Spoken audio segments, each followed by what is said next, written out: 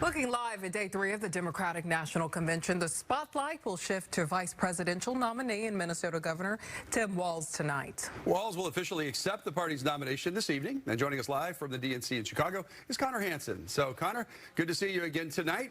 Millions of Americans are going to get their first impression of Tim Walz. What can we expect, do you think, from his speech? Well, yes, that's the moment everybody's waiting for tonight. It's sort of the governor's first chance to really brand himself on the national stage.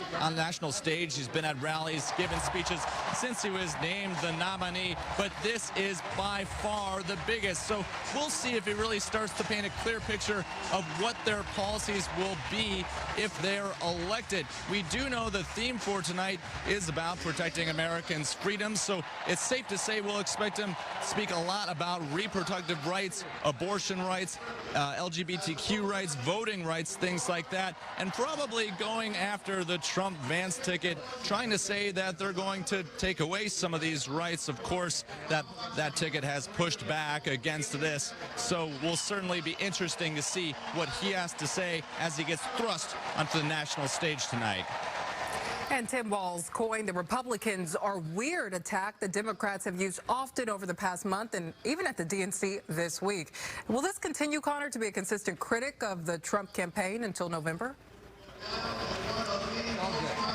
Well, I can tell you we've already heard it a few times so far throughout the convention, going after both former President Donald Trump and Senator J.D. Vance, calling them weird, something they've pushed back a lot on as they've done their counter-programming throughout this entire thing, trying to paint as much of a contrast as they can between these two tickets and their policies. I should say that both Trump and Vance had a rally in North Carolina today talking about policy. National security was the focus of it. So again, have to wait and see how much specific policy both Walz and Harris talk about in their speeches tonight and tomorrow night.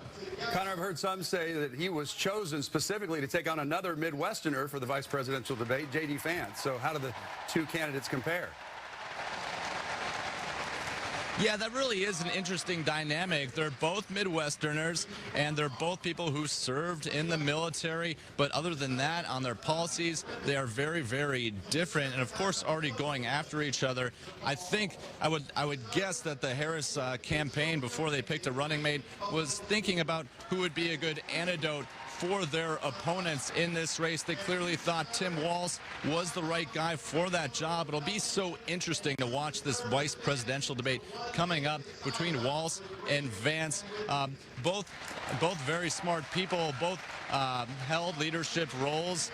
So that'll be a fascinating thing to watch as it unfolds.